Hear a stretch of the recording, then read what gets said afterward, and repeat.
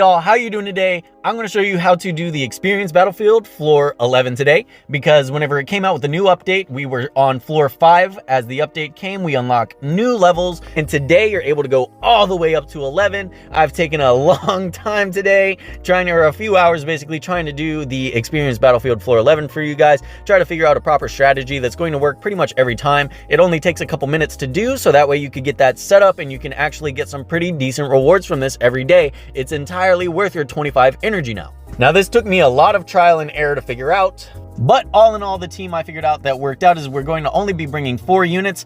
Bannon is going to put a vampire buff on one of our units so that they can recover the HP that they deal, because whenever you attack this boss, I wasn't able to pull up the boss, and we're not able to break them down a step at a time like we do normally because I already completed my challenges for today and I forgot to do that post-recording.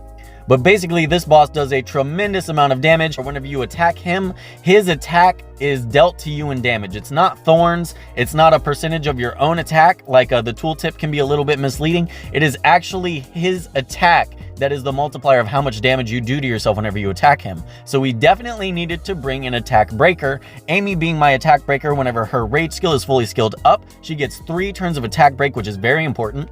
The boss also has an ability that heals himself. It'll heal him for about 50k, so you want to bring Unrecoverable. Christopher is going to be a good little backup supporter because his first skill will deal Unrecoverable, no skill ups required, and his third skill is actually going to be able to heal everybody. And what we're going to do is we're going to frontline whoever we're putting vampire buff on. In my case, it's Amy, because whenever he just has 1 unit in the range of his attack, he will not move to the group. He will constantly focus on the 1 unit that's in range and focus on them, which only having 1 target for him to deal damage to ends up making him deal a lot less damage overall. And another very important part of this, a big factor to both of these new floor 11s is going to be bringing looting sets. Now, I noticed that looting is absolutely what makes this possible because you only get 60 turns to beat the boss. So being able to have a vampire buff on one attacker so that they can heal themselves and a looting set on another attacker so they can heal themselves makes this a whole lot easier. And if you have multiple looting sets, just putting looting on some nukers specifically for this fight is definitely going to make it worth it in the long run. Now let's get into the battle so I can explain it to you in real time, the things that happen as we see them. So since Amy is front loaded on the boss, we're going to put an attack buff on her. She's only able to be focused by the boss since everybody else is not in range. We don't want to attack until we have our proper setup, so we'll put the mine because it doesn't do damage until her next turn. So that way we can ensure that she has the vampire buff and the attack buff, because the more damage you do, the more damage you're going to heal. We're going to use Christopher to get recovery block. What's that called? Recovery block on the boss, so that whenever he goes to do his heal, he won't be able to get off his heal.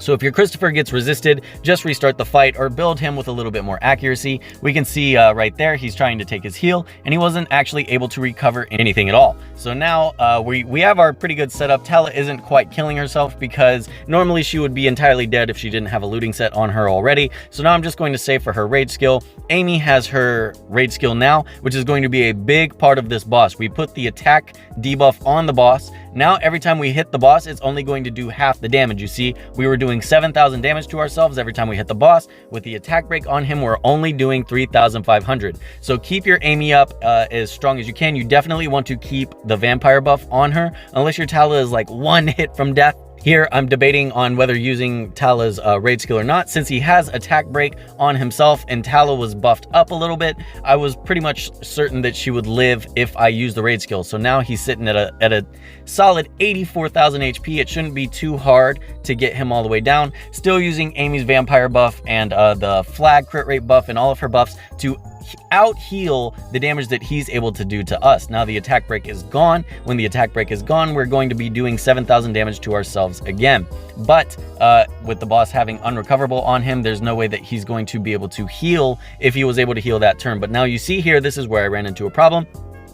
Needed to heal Tala to get the damage out that I needed to do, and at this point he's able to take out my Christopher, which is no big deal because he's about 1 or 2 hits from death anyways. So I pretty much just use Bannon to attack to get the HP down as much as I can. I use Tala to attack to get the HP down as fast as I can because she has looting. And then Amy finally is going to get the final attack buff, and I'm going to try to deal the final blows. He was able to get off a heal since Christopher died. If your Christopher is better than mine, my Christopher is only level like 31 and doesn't have very good runes on him, so it should be easier for you to do that. And last, I'm going to use Amy's rage skill and finish them off all together. And if we pause right here, we can see we actually get 2 XL experiences. We got 2, 5, 9, 10, 13, 17, 20 badges. And that's a pretty big thing. So you can do this twice a day, get 40 badges for free a day. You can also do your battle center to get badges a day, and this is going to make promoting your mercenary abilities a lot easier. So hopefully, if you were having trouble figuring out a strategy for